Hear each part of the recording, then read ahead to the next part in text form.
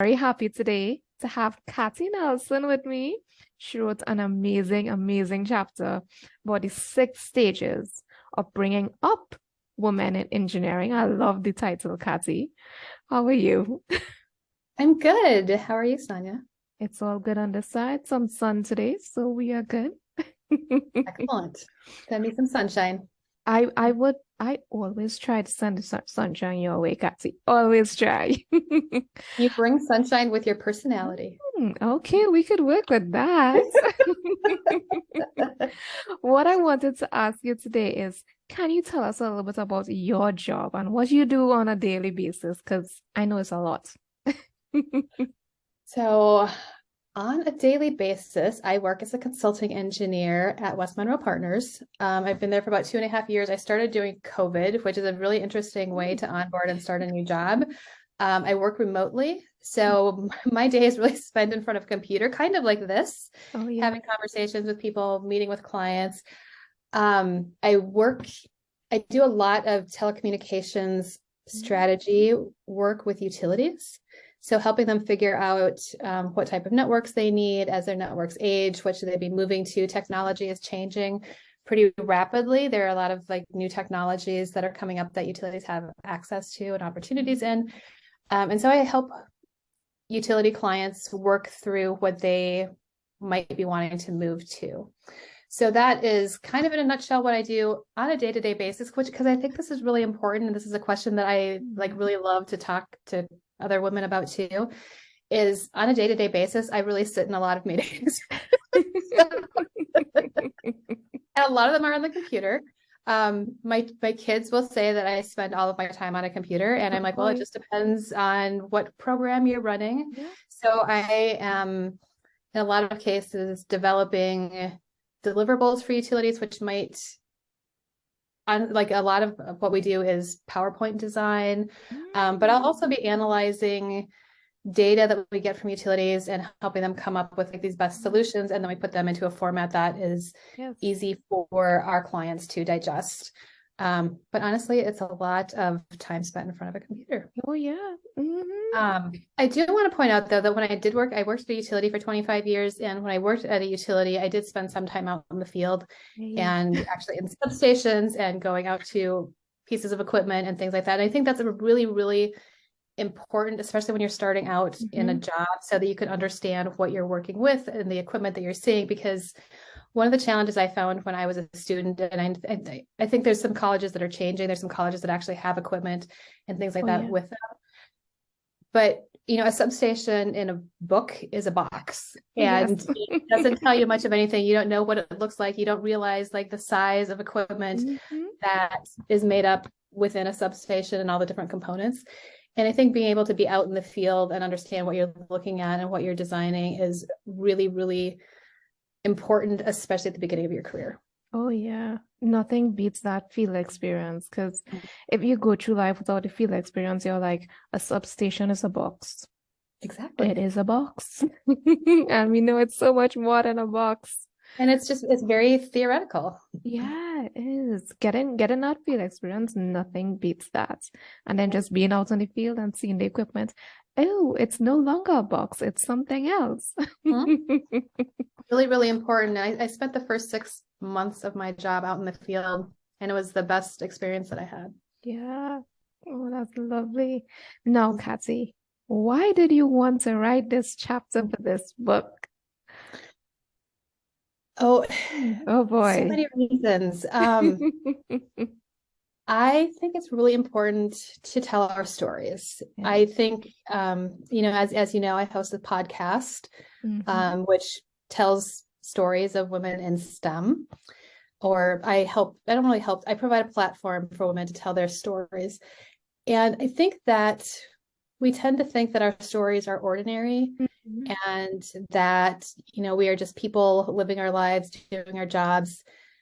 But every story is important. And if my story can help one woman find some piece of information that she finds helpful or useful, helps her stay in the engineering field, helps her think about things differently, helps her, move her career down a different path, I feel very lucky in the path that my career had. And I think a lot of these things I feel like I fell into.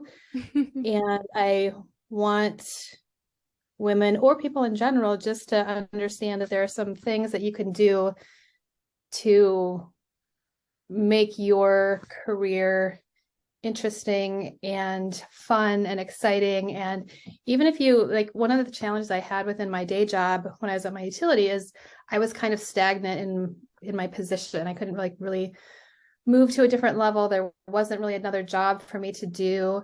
And so I started down this path of being involved in the board of directors of a trade association that ended up being life and career changing for me and providing a huge network of people globally. It let me travel. I worked for an electric co-op in Minnesota, and I got to travel internationally as part of this board of directors and met amazing people, and had opportunities I never would have otherwise. And part of that was, it wasn't even something I looked for. It was something that someone suggested that I do. And I said yes. And that saying yes it changed the trajectory of my career path and possibly in some ways my life, which that's kind of a longer story, but being cognizant of where those opportunities are and going outside of your comfort zone, helping women, as you come up, bringing up women with you, building communities, building networks. It's so important. And it develops a richness to your career and your life that you may not expect or even predict.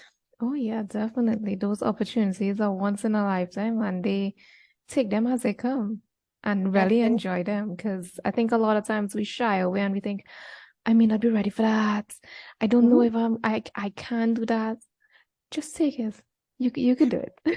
And I think like when you're younger, I think it's a lot harder because you're like, well, I don't have the experience. I don't have the knowledge. So and so knows more than me. But we all have a lot of value that we bring, and having new knowledge and new ways of thinking, even when you're young, being out there and being engaged and involved in the industry is so valuable. And, like I've been doing my job for 30 years.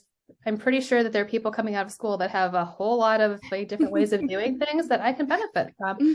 Tell your story, sign up to speak at a conference, whatever it is, people want to hear from you more than you think that they want to hear from you. So do not doubt that at any point. Yeah. So what would you say to other people to just inspire them into get into a field of STEM or anything like that related to STEM? Gosh, I've asked this question to 100 women, honestly. I don't know that I've ever actually, I don't know that I've actually ever gotten to share this myself.